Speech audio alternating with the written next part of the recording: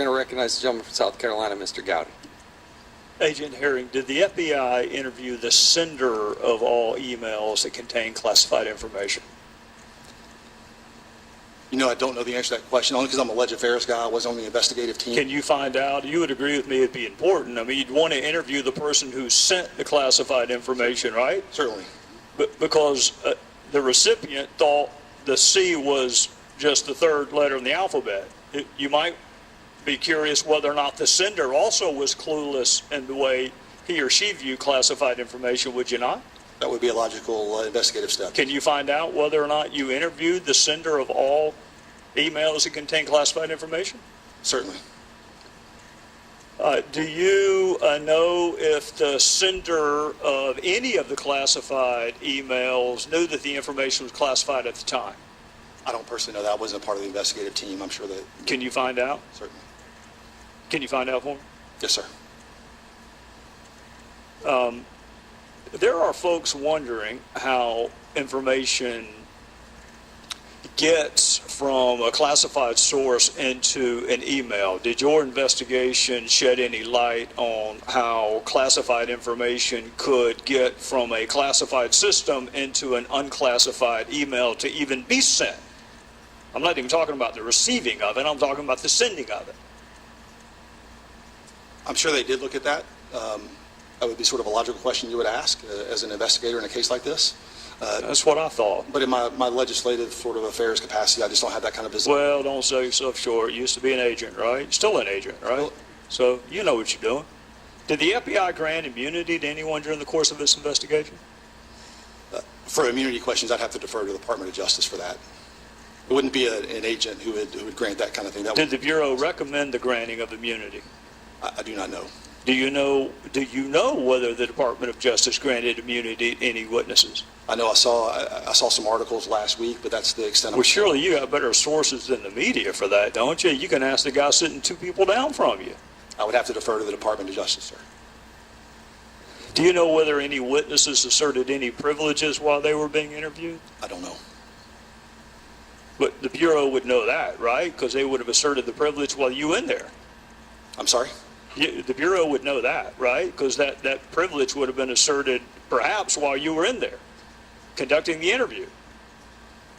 What kind of privilege are you talking about, like attorney-client privilege? Oh, there are a bunch of privileges. There's priest-penitent. I'm guessing that one didn't come up. There's doctor-patient. I'm guessing that one didn't come up. There's the Fifth Amendment privilege against incrimination. That one might have come up. Attorney-client privilege, again, there have been media reports that one came up.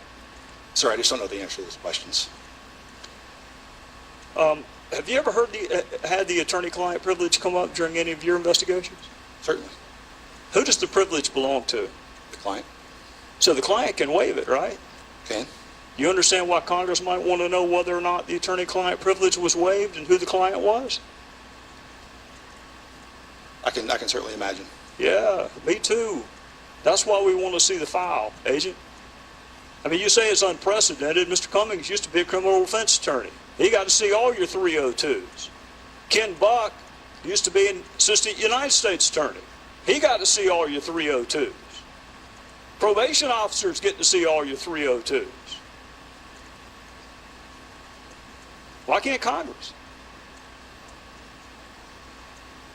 Sir, I think we have tried to provide the information in a way that is understandable. I think the investigative summary tells kind of the story, and I do think that the 302s that we provided are the important ones. Well, let me ask you this. If those summaries were all anyone ever needed, why don't you just introduce those in trial? Why actually call the witness? Well, certainly we were actually trying to make your life a little bit easier in the light of the But see, I don't want my life being made easier. I don't want that. I want to know what was said in the 302s. Because the 302 is itself a summary of an interview, right? It's not a verbatim transcript. That's correct. So you have given me the summary of an interview. And I'm not asking for a verbatim transcript because you don't have one. Sure. I'm just asking for the 302. So I don't have to read your summary. I may read the 302 differently from the way you read it. So why not?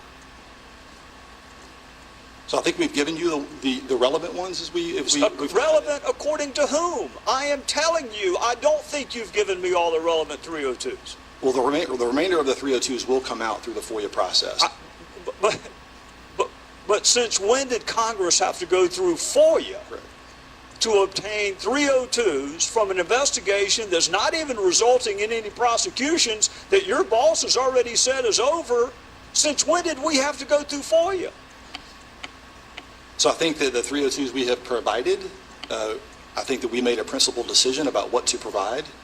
It was certainly made at the highest levels of my agency. All right, I'm out of time. That's what that knocking sounds. I'm just going to say with all due respect, you don't get to decide what we think is relevant. And I do say that respectfully.